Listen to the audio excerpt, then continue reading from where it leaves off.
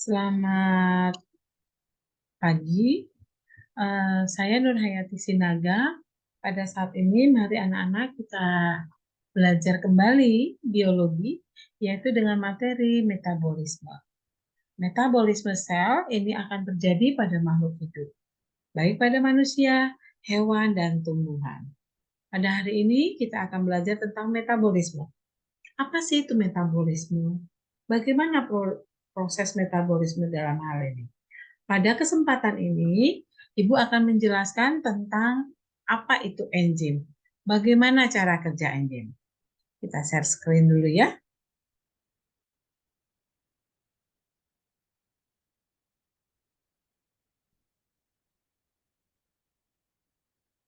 Baik, pada kesempatan ini, Bu Nur akan menjelaskan tentang metabolisme. Apa sih metabolisme itu? Metabolisme itu merupakan suatu proses yang terjadi pada makhluk hidup. Metabolisme ini yang bekerjanya adalah di dalam tubuh kita, yaitu suatu protein. Protein apa? Protein yang berupa enzim. Enzim itu siapa? Atau enzim itu bagaimana? Enzim merupakan protein yang bertindak sebagai biokatalisator. Kalau dikatakan enzim itu bekerja sebagai biokatalisator, berarti enzim tersebut adalah hanya sebagai pengantar. Sebagai pengantar bagi terjadinya metabolisme yang bahannya adalah berupa bahan biologi, alami. Nah, faktor apa saja yang mempengaruhi kerja enzim? Kita akan harus mempelajari dulu. Yang pertama, sifat-sifat enzim adalah bahwa enzim itu adalah protein. Dalam tubuh kita yang bekerja sebagai proses di dalam metabolisme, yaitu enzim. Kedua, enzim itu akan bekerja secara spesifik. Apa itu arti spesifik? Artinya, enzim A akan bekerja pada substrat A. Enzim B akan bekerja pada substrat B. Jadi, enzim itu tidak bisa bekerja dalam satu enzim, dia bekerja dalam dua substrat. Dan ciri khas daripada enzim selalu katanya di belakangnya adalah dengan kata-kata ase. Namun, enzim ini karena bekerja sebagai katalis, maka kita hanya membutuhkan sedikit. Namun harus ada di dalam tubuh kita. Maka enzim ini tidak perlu kita supply. Kenapa? Dalam tubuh kita yang sehat, maka enzim itu pun akan terbentuk. Selanjutnya, bahwa enzim itu akan bekerja secara bolak-balik. Artinya, apabila enzim sudah kita pergunakan di dalam kegiatan metabolisme kita, maka itu akan kembali lagi dihasilkan oleh tubuh kita. Karena, kenapa? Karena dalam metabolisme itu adalah bekerjanya secara bolak-balik. Pada saat itu sudah digunakan, maka tubuh akan menghasilkan kembali enzim tersebut. Dan enzim sangat dipengaruhi oleh lingkungan. Nanti pada kesempatan yang akan datang kita akan praktek. Praktek yaitu tentang enzim katalase.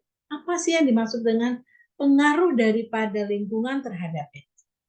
Nah, cara kerja enzim itu adalah untuk menurunkan energi aktivasi yang diperlukan untuk reaksi.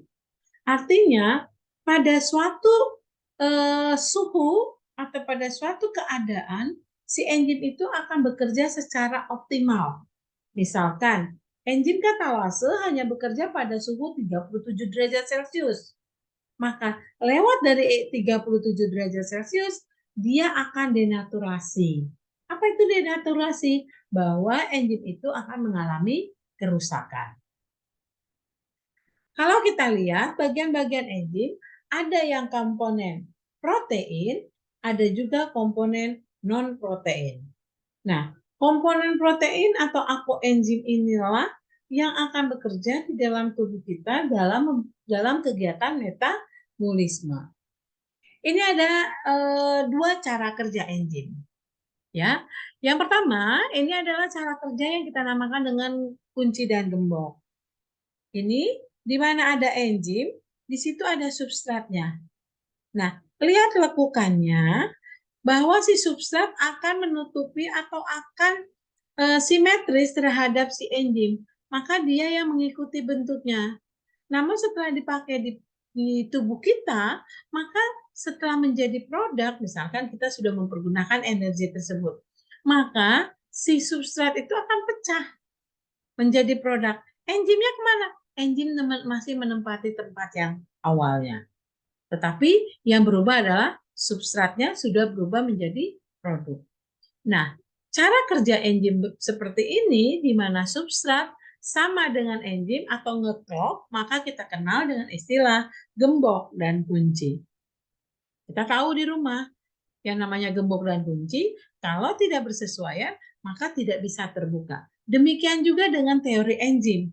Jika enzim dan substrat tidak bersesuaian, dengan teori gembok dan kunci ini, maka tidak akan terbentuk suatu protein atau suatu produk. Sedangkan cara kerja enzim yang kedua, yaitu yang dinamakan dengan kecocokan terinduksi. Kalau kecocokan terinduksi, kita lihat bahwa bagian daripada substrat dan bagian daripada enzim tidak bersesuaian. Alhasil adalah apa? Yang menyesuaikan adalah si enzim.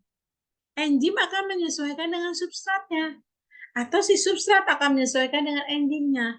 Melihat kepekaan pada proses penempelan substrat tadi. Nah, pada saat dia sudah klik, maka sama bahwa si substrat tadi akan membentuk suatu produk. Enzimnya kemana? Enzimnya tetap di dalam tubuh kita. Maka kalau kita berbicara cara kerja enzim atau sifat-sifat enzim di depan tadi bahwa berfungsi sebagai katalis, sebagai pengantar, tetapi dia dibutuhkan dalam jumlah sedikit. Nah, materi kita hari ini tentang enzim sampai sini dulu. Nanti di lain kesempatan akan kita sambung kembali. Terima kasih. Assalamualaikum warahmatullahi wabarakatuh.